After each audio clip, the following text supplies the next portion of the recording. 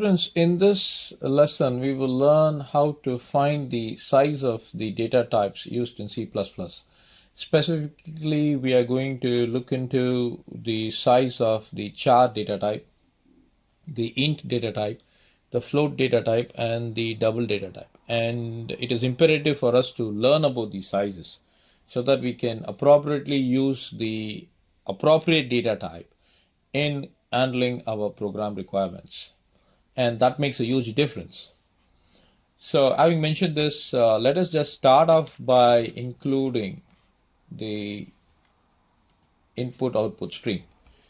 So include IO stream, and then using namespace std, and I'm declaring a function int main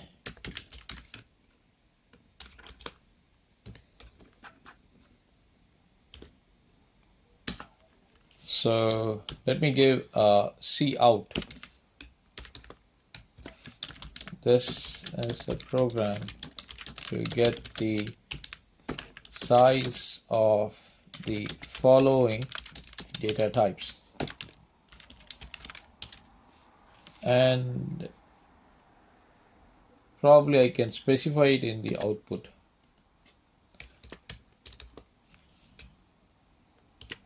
I want to give a break there, and that looks okay to me. So over here, cout, I can say the size of char data type is, so I'll complete the code. I have to give the method here size of char, so that will look into the size.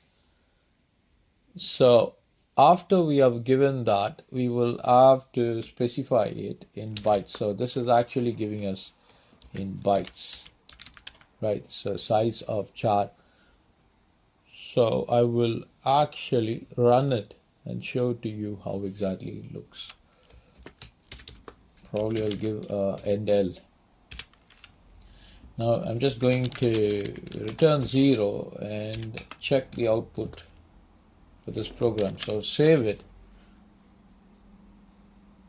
So let me build and run it. So you can clearly see there, probably I think I should give some spacing there because it's totally invisible. So let me do that. So I will go up here and give a space there. Probably I can give this and find out what is the spacing there. Okay, let me take out this. Okay, save and run. I'm just trying it out. Okay, that's fine. The one tab space is there. And if you want that space to be also present after 1, we can also do that. You can just take this and give it over here, right? So that will give us that space that we need. I'll just save it and then I'll build and run it. So now you will see the clear distinction. So you see that that's really a very wide space. Okay, all right, so you got the point, right? Now if you are interested, you don't have to put that much amount of space, but it all depends on you. So now what I'm going to do, I'm going to copy this off, and I will say the size of int, integer data type, is size of int, just given that int there. And let me just run this. So I save it, I build and run it. So it says 4 there. You see that? 4 bytes. So one char is 1 byte.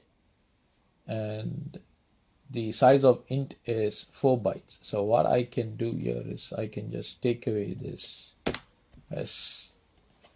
So now I paste one more time. So now it's going to be float data type. And let's save, build and run it. So you see that the float, in fact it should have been float there. So this is going to be float, right? So just for the wordings there, but the output that we received is the same. It's actually 4. So let me just show that to you. It's 4 bytes. Even for the float data type, it's 4. There's no change there. So now what we will do is we will want to print this one more time. And this time we are going to check for double. There is a data type called double. So let's see what the double gives us. So I'm saving it. I'm building and running it together. So you see that it gives 8 bytes. So this is a very important program to understand and learn about the data structure. So thank you, students.